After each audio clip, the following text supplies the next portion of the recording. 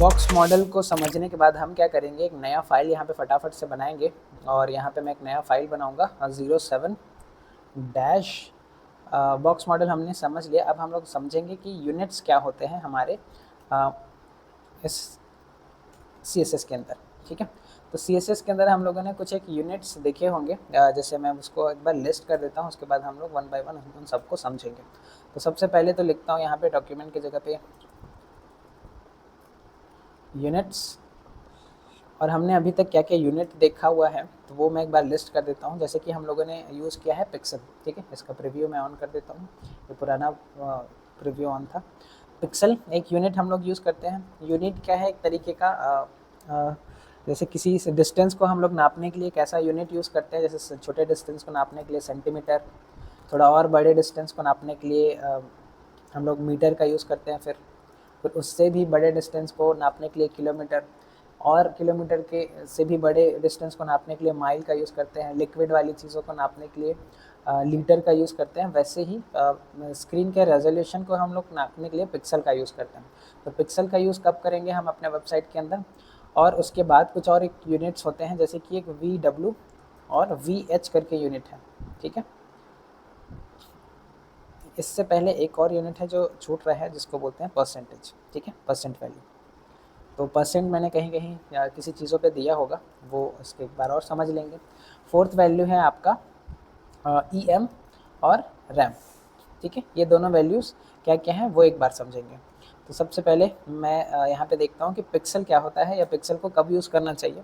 तो ये जो पिक्सल नाम की जो यूनिट है जो आप जनरली यूज़ करते हो, जैसे ही मैं कुछ CSS देता हूँ तो मैं इसको एक यहाँ पे एक पैराग्राफ लूँगा और इसको बोलूँगा I am पैराग्राफ या पैरा नहीं करता हूँ।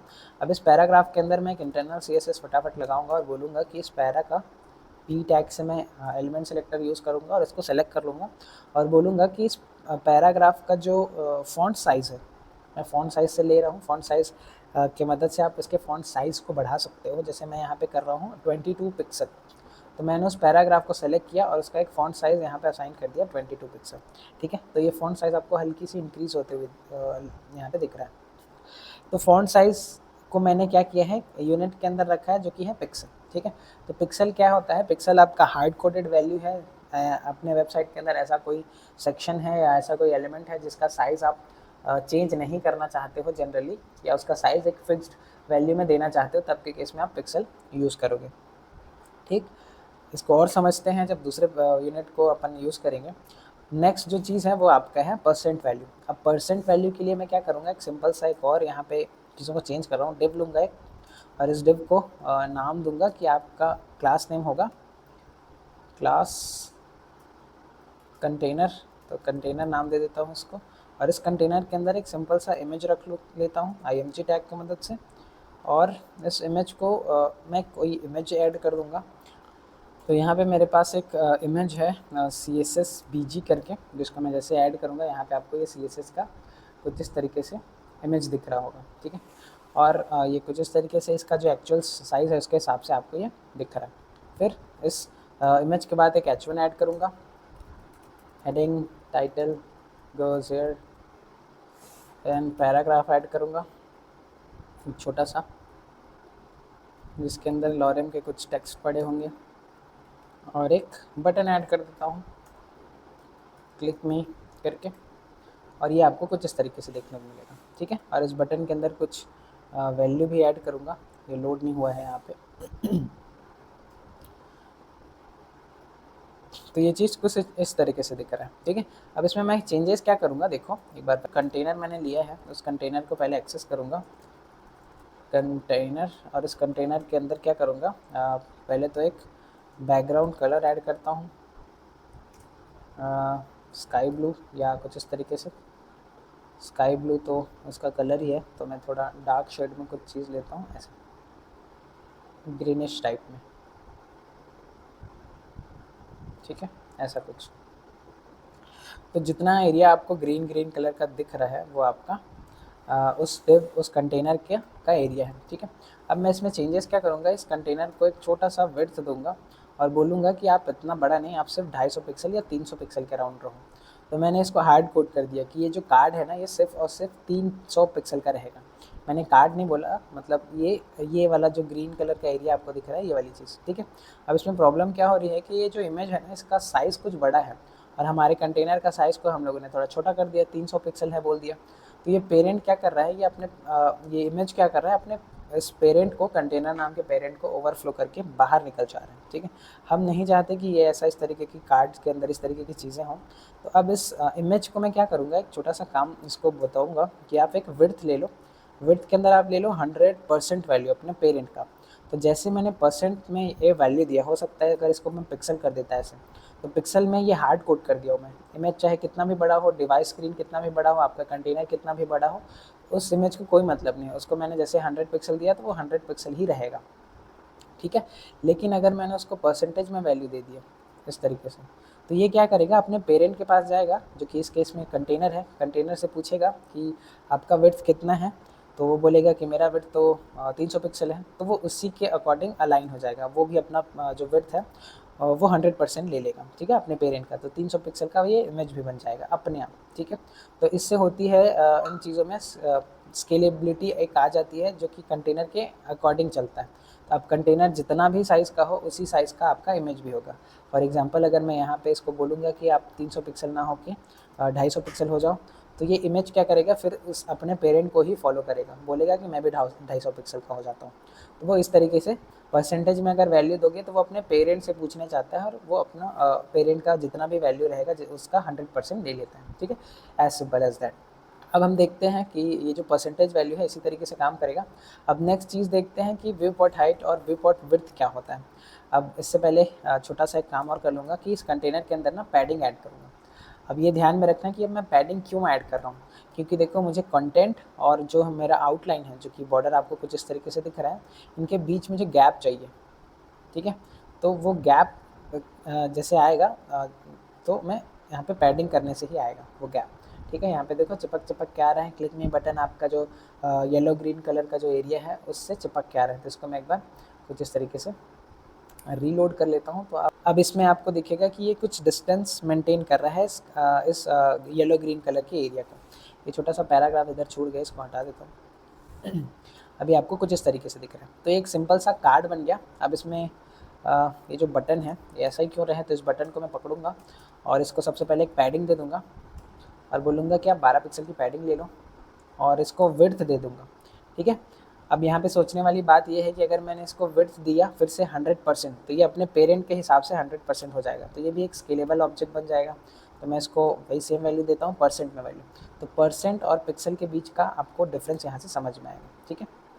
तो ये अपने पेरेंट का 100% हो गया। पैडिंग जो है उसको ये अलाउ कर रहा है, तो पैडिंग के साथ वो 100% इस तरीके से दिख रहा है। तो उसके बाद इस बटन के अंदर जैसे एक बाय डिफ़ॉल्ट बॉर्डर रहता है, तो उस बॉर्डर को मैं यहाँ से नन कर दूंगा। इससे होगा क्या, उसमें जो ब्लैक कलर का एक बॉर्डर आता है वो आपका यहाँ से रिमूव हो जाएगा। इसको एक बार अपडेट कर लेता हूँ, तो इस तरीके से इमेज आ नहीं रहा था। और तो इससे ये हम लोग समझ सकते हैं कि विड्थ जो है परसेंटेज में अगर वैल्यू देते हैं तो वो अपने पेरेंट के अकॉर्डिंग 100% में एडजस्ट हो जाते हैं, और ये जनरली स्केलेबल होते हैं पिक्सल के हिसाब से। अगर मैं इसको पिक्सल में वैल्यू दूंगा तो ये कोई सेंस नहीं बनाएगा, ये अपने वो हार्ड कोड कर रहा हूँ मैं, इसका मतलब। अब हम लोगों ने समझ लिया कि परसेंटेज क्या होता है। अब नेक्स्ट चीज़ में आएंगे, वो है हमारा VH। ये एक ऐसा यूनिट है जो कि हम लोग स्पेसिफिक एक ही चीज़ के लिए यूज़ करते हैं, जो कि होता है हमारा व्यू पॉट का हाइट और व्यू पॉट का विड्थ। अब ये व्यू पॉट क्या चीज़ है, व्यू पॉट जो है आपका ये जो डॉक्यूमेंट आपको दिखता है ये वाला, इसको अगर मैं ओपन करूँ इन ब्राउज़र, तो जितना एरिया आपको वाइट हिस्सा दिख रहा है, जितना आपको वाइट एरिया दिख रहा है, वाइट हिस्सा दिख रहा है, वो आपका व्यू पॉट कहलाता है, ठीक है। जहाँ पे ये चीज़ रेंडर होकर आपको दिख रही है। इस व्यू पॉट के हाइट और विड्थ का मतलब होता है ये पूरा स्क्रीन, उसका हाइट भी और उसका विड्थ भी। तो अगर कोई और एक एक्स्ट्रा कंटेनर, जो कि अभी के लिए कंटेनर है, इस कंटेनर को मैं यहाँ से कर रहा हूँ कट, और एक सिंपल सा डिव लूँगा और इसको बोलूँगा कि मेन नाम से कंटेनर और बनाऊंगा, और इसके अंदर ये कार्ड को पेस्ट करूंगा, जो कि हमारा अभी तक हमने जिस कार्ड को डिज़ाइन किया है उसके ऊपर मैंने एक और पेरेंट रख दिया है यहाँ पे, ठीक है, मेन नाम से। अब मैं क्या करूँगा, यहाँ पे जाता हूँ सबसे टॉप के अंदर, और ये फ़ॉन्ट साइज़ थोड़ा सा हटा दूंगा पैराग्राफ का, ये पुराना वाला था हमारा। अब इस पैराग्राफ के सॉरी क्या था, नाम क्या रखे थे, मेन। तो इस मेन को यहाँ से एक्सेस करूँगा डॉट की मदद से, और इसको बोलूँगा कि आप एक बॉर्डर ले लो सॉलिड रेड। कभी भी जब वेबसाइट आप बनाने जाओगे तो ये बॉर्डर जो होता है ये आप हर एलिमेंट के अंदर ऐड कर करके देख सकते हो। इससे होता क्या है कि आपको इस एलिमेंट का जो एरिया है ना उसका एक्सेस मिलता है, उसका समझ आता है। ठीक है, अब आप इस एलिमेंट को जिधर चाहो उधर आप अपने अकॉर्डिंग रख सकते हो। जब आपका काम हो जाए तो बॉर्डर को आप रिमूव कर देना। तो ये आपका ट्रैकिंग वाला एक छोटा सा चीज़ बन जाता है जिसके मदद से आप चीज़ों को समझोगे, लेआउट को समझोगे कि कैसे वर्क कर रही है चीज़ें। तो यहाँ पे मैं मेन को कुछ इस तरीके से एक बॉर्डर दे दिया, तो जितना एरिया आपको रेड रेड दिख रहा है यानी रेड बॉर्डर जहाँ पे दिख रहा है वो उस मेन का एरिया है। ठीक है, अब मैं क्या बोलूँगा, इस मेन को बोलूँगा कि हाइट ले लो आप 100%। तो ये अपने पेरेंट के पास फिर से जाएगा जो कि है बॉडी। तो बॉडी का 100% अगर वैल्यू ले रहा हूँ तो ये वर्क ही नहीं कर रहा है, ये उतने का उतना ही है। लेकिन अब मैं बोलूँ परसेंट के हिसाब से अगर मैं इसको पिक्सल में दे दूँ तो पिक्सल भी इस जगह पे नहीं कर सकता क्योंकि पिक्सल तो बहुत छोटा हो जाएगा इसके अकॉर्डिंग पे। तो यहाँ पे जितना एरिया दिख रहा है वो आपका पिक्सल बहुत छोटा हो जाएगा, तब हमको इसको करना पड़ेगा 1000 या कुछ ज़्यादा पिक्सल ताकि ये नीचे तक आ जाए। ठीक है, तो ये कुछ ज़्यादा ही हो गया, देखो ये स्क्रॉल बार आ जा रहा है। तो इस तरीके से मैं इसको काउंट कर करके एक एक नहीं कर सकता। तो इसका एक ऑल्टरनेटिव ये है कि आप अपने डिवाइस का जितना भी एरिया है उसके अकॉर्डिंग इसको सेट कर दो। तो उसी के लिए हम यूज़ करते हैं व्यू पोर्ट का हाइट। तो जितना व्यू पोर्ट का हाइट है, जितना एरिया हाइट में दिख रहा है उतना आप इसको दे देते हो।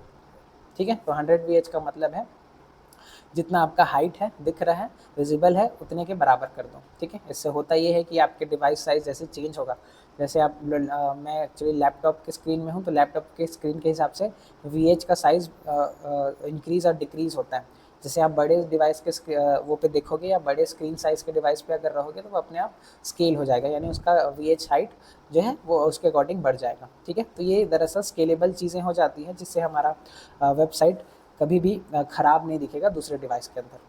अब ये हो गया आपका VH वाली वैल्यू।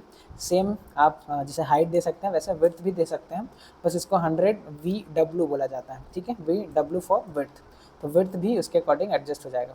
तो यहाँ पे ये विड्थ ऑलरेडी एडजस्टेड है ही, तो हमको विड्थ को एक्स्ट्रा यहाँ पे ऐड करने की ज़रूरत नहीं पड़ती है। ठीक है, अगर आप किसी केस पे देना चाहते हो रिपोर्ट विड्थ के बराबर तो वो भी कर सकते हो। इससे होता ये है कि मैं इस तरीके की चीज़ें इसमें बना सकता हूँ। तो मैंने लैंडिंग पेज के अंदर ये सेम VH यूज़ किया था और उस टाइम बताया था कि आप 100 VH क्यों यूज़ करते हो। ठीक है, इससे एक बेनिफिट ये मिलता है कि डिवाइस का जो भी हाइट होगा उसके अकॉर्डिंग आप इसको सेट कर दे रहे हो। ठीक है, तो हम लोग समझ गए हैं पिक्सल, परसेंटेज, VH और VW में डिफरेंस। अब लास्ट जो चीज़ आती है ना वो है हमारा EM और रैम।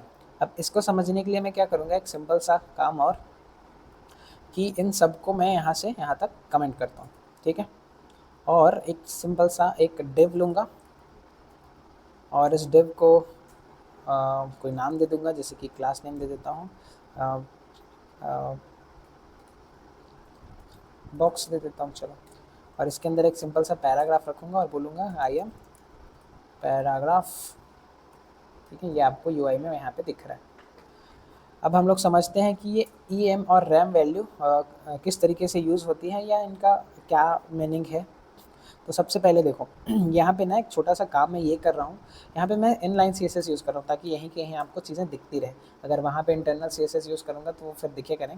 तो यहाँ पे एक बाय डिफ़ॉल्ट क्या कर रहा हूँ, इसका फॉन्ट साइज़ सेट कर रहा हूँ मैं 16 पिक्सल, यानी 16 पिक्सल में डिव का फॉन्ट साइज़ सेट कर दिया। ठीक, अब यहाँ पे इस पैराग्राफ के अंदर जाऊँगा और इसको भी एक स्टाइल देके इसके अंदर भी फॉन्ट साइज़ सेट कर दूँगा। मैं इस तरीके से इनलाइन CSS लिख सकता हूँ और इसको भी वही सेम फॉन्ट साइज़ दूँगा, लेकिन अब मैं पिक्सल में नहीं दूँगा। इसको मैं बोलूँगा कि 1 EM का यहाँ पे वैल्यू यहाँ पे दे दिया।